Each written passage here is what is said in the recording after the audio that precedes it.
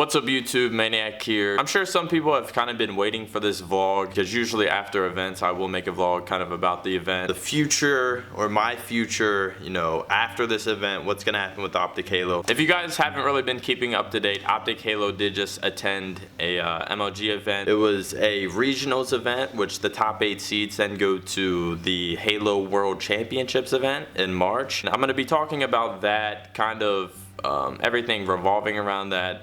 The future of OPTIC Halo, all that stuff. So let's just get right into it. If you guys do not know, OPTIC Halo, we did not place within top 8 at the MLG Regionals event, so we did not get an invite for the Halo World Championships in March. Very, very unfortunate. To say it sucks is the least I could say, really.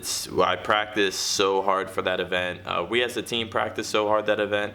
A lot of unfortunate events beforehand as far as teammates leaving and then looking for two and just trying to get a team together. It was definitely last minute. We tried to do as best as we can with what we had left. I'm sure as a lot of you saw, we played through the last chance qualifier, ended up getting the 16th spot, and from there went to regionals. We had a pretty solid team for such like a last minute thing of trying to just get something together. We definitely had a solid team with me, Flamesword, Lifestyle, and Chaser. Going into the regionals event, we practiced a lot, tried to improve as much as we possibly could, and just made sure we had no regrets after this event, saying we could have like practiced more, could have went over more stuff, could have tried harder, you know, anything like that. We made sure we got out of the way.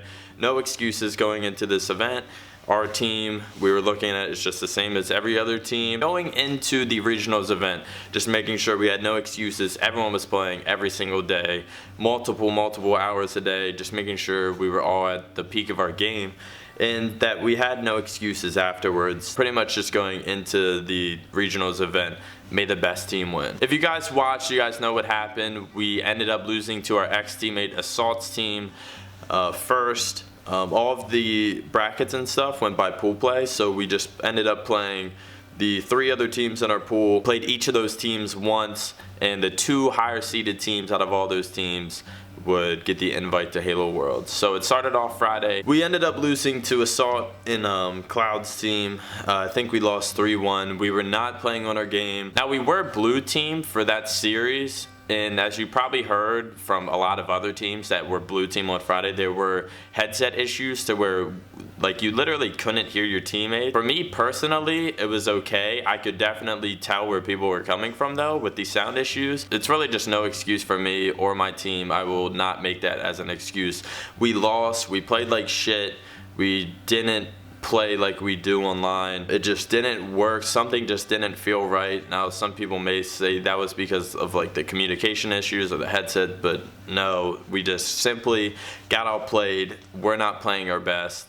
And yeah, that was that. We ended up losing the series 3-1. The next day was Saturday. We played Dream Team first. We went into that series trying to 3-0 them because we know if we 3-0 them, then all we have to do is beat Allegiance like 3-2 for the next series. So we tried to 3-0 them, but we didn't. We ended up 3-1ing them. So going into the Allegiance series, for us to make it to Worlds, we had to beat Allegiance 3-0 or to tie Allegiance, or it might have been to tie Trigger's Pound. We had to beat Allegiance 3-1. So we went into that series trying to win 3-0. We lost game 1 by a lot. It was honestly a bad performance as our team. It was, I don't want to use the word pathetic, but because that's kind of harsh, but it was honestly, game 1 was just terrible from our end. Game 2, we were down by a decent amount, ended up making a comeback, and then we blew it. More bad plays out of us. Then game 3, we knew we were already out of the tournament. You know, when you know you're already out of the tournament and not making it to Worlds, it was hard to try. Like, honestly, we weren't trying, but we ended up winning the game somehow. Allegiance even said they were trying to win, and we just, I don't know how, but we won. But long story short, we lost the series 3-1, ended up losing game 4, but, you know, none of that stuff counted since we lost the first 2. We knew we were already out. After that, you know, we knew we were not going to Worlds. Super, super depressing. You know, there's of course a lot more worse shit in the world, but you know, you practice so hard for that event that it just sucks so much losing, coming up short. I know I've said that I've been placing top 8 since like 2008, and now for the biggest Halo tournament in history I don't qualify is the like absolute worst thing in the world. I'll be honest, I didn't really see this coming, but long story short, we did not make it to Worlds. It's very, very unfortunate. Of course, no one is happy about it. It just really sucks putting in that much time and effort, and you know, for the biggest Halo tournament of all time, not qualifying. People may be wondering what happened to our team at Columbus. You know, why do we think? Honestly, we definitely could have beat Triggerspound. The games were super close, and I felt like we were playing terrible. The games were still super close. I felt like we should have won that series. That was our series to win right there. And we kind of just blew it. It definitely sucks. I just feel like our team wasn't playing kind of how we do online. Not necessarily saying online we had that good of a showing with such a last minute put together team. It was definitely not the optimal situation, and we weren't, obviously all of us were trying to be on a higher level than what we were. Unfortunately, it just didn't work out for us. We blew the series against TP. That was our series to win. That was the one we really had to bank on winning, because Allegiance is the #1 team, one of the best teams in the game. So we knew going into this, they were going to be our hardest competition. We had the opportunity to take down Triggerspound first, and we lost that series. I'll be honest, going into this event and for the future of my Halo career, I told myself if I played average this event or bad, you know, obviously if I play bad, but I even told myself if I just play average this event, I was probably just going to retire. I was putting in so much time, so much effort. I was like, if I play average, maybe I just don't have it anymore. But within the last couple weeks, I really felt like I was stepping up my game. It was showing in online scrims, and I think it definitely showed at the tournament. I think I surprised a lot of people with my performance at the event. Obviously, it's not good enough because we did not make it to Worlds. Of course, I look back at the event, think of like plays I could have made, plays I could have made better, you know, just stuff like that. Obviously, you can always play better. But for the regionals event, I really did feel like I played really well. I surprised myself, and I think I surprised a lot of people with my performance. Like I said, I told myself if I play average or bad at this event, I was probably just gonna hang up the sticks. I guess fortunately, not really fortunately, but you know, I definitely surprised myself a little bit, and I played really well at this event, and I feel like, you know, maybe next season I can really pull something out and still place good and do really well in Halo 5. I do feel like I have the talent for it.